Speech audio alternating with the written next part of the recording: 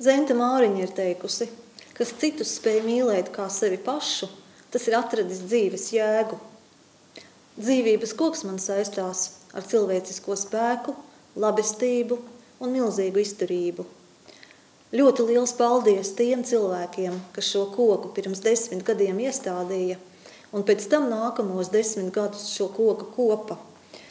Lai tas varētu zaļot un kuplot, pulcinot ap sevi cilvēkus, kuri viens otru pārdzīvoto un izjusto spēj saprast vislabāk. Dzīvības koka būtība ir rast spēku sevī, dodot spēku citiem. Ir situācijas, kad liktenīgā brīdī gribas kādam īsti palīdzēt, bet īsti nesaproti kā. Gribas mierināt, bet nevar atrast vajadzīgos vārdus.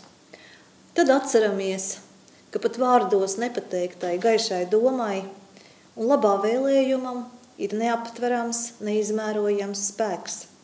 Šodien ar savām labajām domām es esmu kopā ar jums.